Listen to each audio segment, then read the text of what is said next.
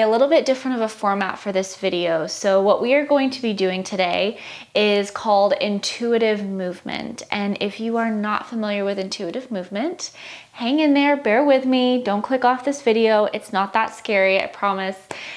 Intuitive movement, the simplest way that I can explain it is that it is a way of moving your body in whatever way feels best for you in a given moment. So normally when I teach a yoga class or I film these videos, I have a plan and a sequence, and I invite you, everything is an invitation. You don't have to follow everything that I'm doing, but I invite you to join me in very specific movements of your body, flows, poses, shapes. We're doing all kinds of different things that I'm guiding you through.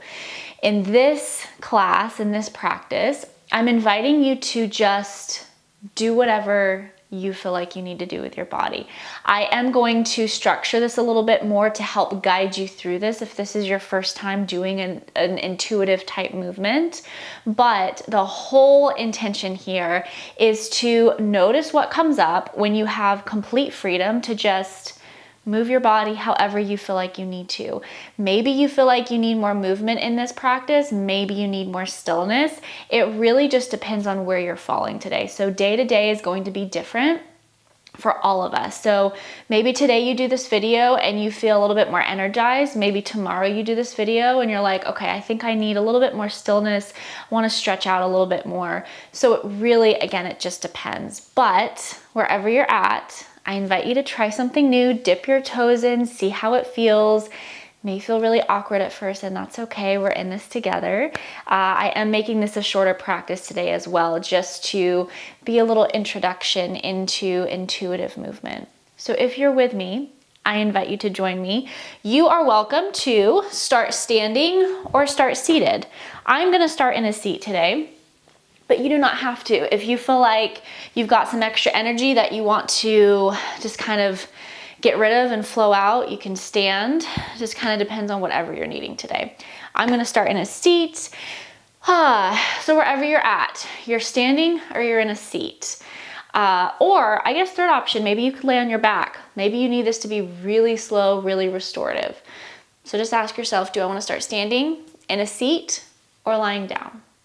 So just kind of land wherever you land. Again, I'm landing in a seat. Actually for me today, I feel like bringing my legs out in front of me and just sort of starting to stretch into the back of my legs. So for me, I'm sitting with, where do I want a little bit of a stretch today? So for you, maybe you're wanting to stretch into the back of your legs as well. If you're standing, that could mean that maybe you take a forward fold. So if you're in a stand, if you are in a standing shape, maybe you're like, okay, I want to feel a little bit of stretch in the backs of my legs. I'm going to take a forward fold here. Maybe when you arrive, you just find that your body naturally moves, or maybe it feels more natural to find stillness here. So again, these are just examples of wherever you may land. Okay, so if you're standing or in a seat or lying down, ask yourself, do I need to find some movement or do I need to find stillness? For me, I'm gonna start with a little bit of movement. So again, for me, it feels nice to get into the backs of my legs a little bit today. And then maybe you get to a place where you're like, okay, I'm moving and I want to find a little bit of stillness. Or I'm in stillness, maybe I find a little bit of movement in this shape. What does that look like? What does that feel like?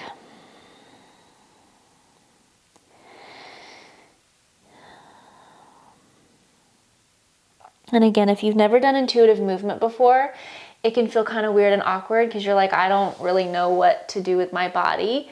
And that's okay too. So again, I gave you an example for something that you could do in a standing shape. This is an example of something you could do in a seated shape, or if you're on your back, maybe you want to get into your hips a little bit more. So you can pull your knees towards your chest. You can rock side to side. Or maybe you want to take a happy baby here and really open up, pulling your knees towards you. So again, these are just examples of ways that you could move your body. So wherever you're at, maybe you can find a transition to another shape. So for me, I'm going to transition into a tabletop. That's what feels best for me. And I'm going to take a few cat-cows. So maybe you want to find some movement in your spine. That might feel good. So maybe you take some cat-cows in a tabletop. Maybe you take a seat and you take some seated cat-cows. So seated cat-cows, you're still moving your spine in the same way. You're just in a slightly different variation. So again, take what movement, take what stillness you feel like you need here. Maybe ask yourself, where do I feel tension in my body? So maybe you feel tension in the backs of your shoulders. Maybe you feel tension in your hips. It does not really matter. There's not really a right or wrong answer. It's just noticing, how do I feel in the body, in my body? And then, for instance, for me, I'm like, okay, I want to get into my shoulders a little bit. So I'm going to take a seat and I'm going to interlace my fingers behind me and pull my shoulders back. It's giving me a really big shoulder opening, opening up through my chest, through my heart space. And you always want to use your breath to anchor your practice. So when I say use your breath to anchor your practice, what I mean by that is you are letting your breath either guide you into a deeper stretch if you're holding a shape for longer, or you're letting your breath guide your movement. So for example, if you're taking a seated cat-cow, as you inhale, maybe you pull your chest through. And then on an exhale, you round through your spine. So you're letting your breath dictate when you move and how you move. So it may be a slower pace than mine. It may be a quicker pace. Awesome. So maybe you use this as an opportunity to transition into your next shape. So for me, I am taking a shape here. I don't even remember what this is called, but I'm on my toes here, and I really want to find a nice rounded spine. So I'm letting the tips of my fingers sort of help me balance here. And I'm really rounding through my spine. I'm going to try to find a little bit of balance. See where that takes me. Again, let your breath anchor your movement and your stillness. So as I'm here, I'm really working on balancing. And I'm trying to have a calm and steady breath to help me do that.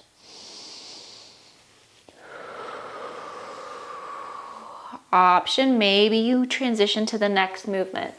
For me, I'm transitioning back into a standing forward fold. Again, I'm really wanting to I'm feeling like I need a stretch in the back of my legs, but also a rounding through my spine here. And a big part of intuitive movement is that a lot of times you're not going to know the why of it. Actually, most of the time you're not going to know. Like a lot of times when I move intuitively, when I get on my mat and I just feel like I need a movement, a stretch, I'm not thinking about, okay, I need a stretch in the back of my legs, so I'm going to do this very specific shape. I'm just thinking of what feels good in my body today. Like, okay, a standing forward fold feels really nice. And then maybe when I'm holding, I kind of notice what feels good about this shape. So I'm noticing that it feels good in the backs of my legs. I'm noticing that it feels nice for my head and my neck to be really heavy. And I don't really know why. I just know that it feels good in my body today, and that's all that matters. Option to transition to another shape here. We'll transition to a couple more shapes before we finish out practice. So maybe you're following along with me. I hope you're not. I hope you're doing your own thing. But wherever you're at here, just settle in. So now I'm getting more into my hips, taking what we call a malasana or a yogi squat.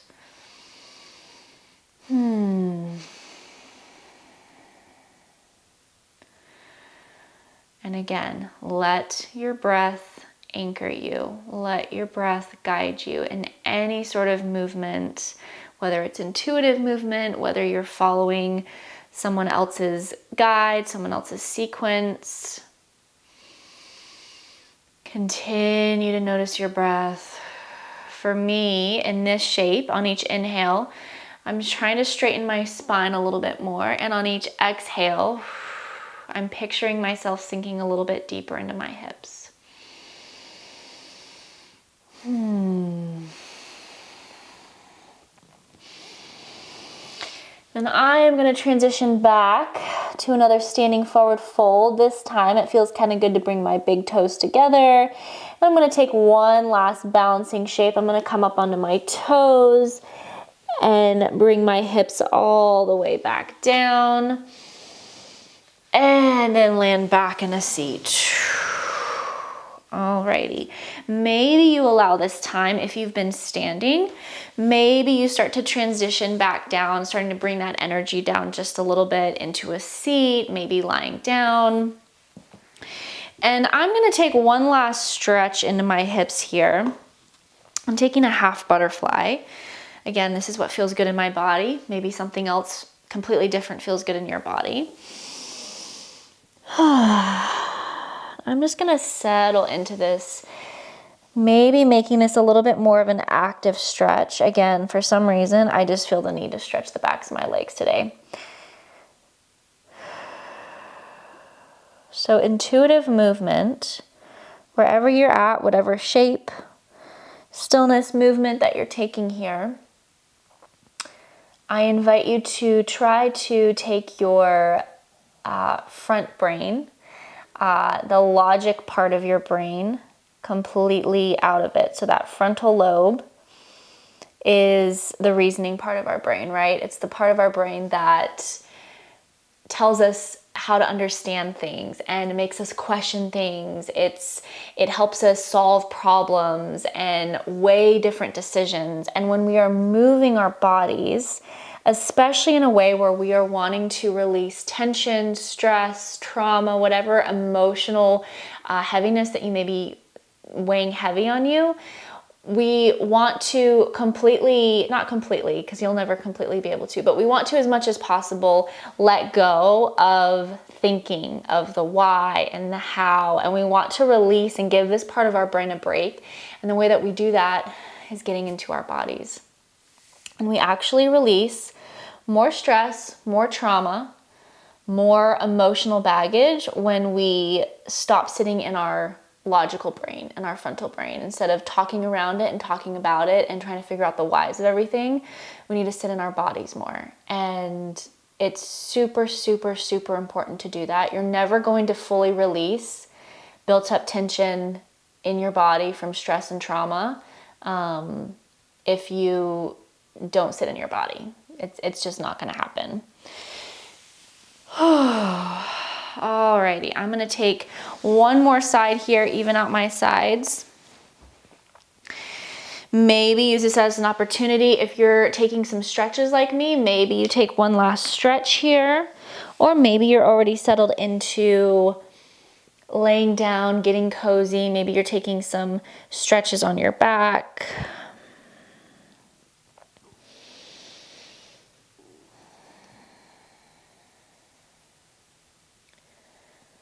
So I want to make it clear as we're starting to wind down this practice that with intuitive movement, it is important to start to listen to our bodies. And I say listen to your body a lot when I teach yoga classes, but what I specifically mean when I say listen to your body is notice how your body feels day to day. Tomorrow, I'm gonna wake up and my body's probably gonna feel pretty different because that's just what I've noticed. I move my body a lot. I move my body every single day almost on the mat, and it feels completely different. Tomorrow, I'm probably not going to want to get into the backs of my legs. I may want to get into my hips more or open up my shoulders more.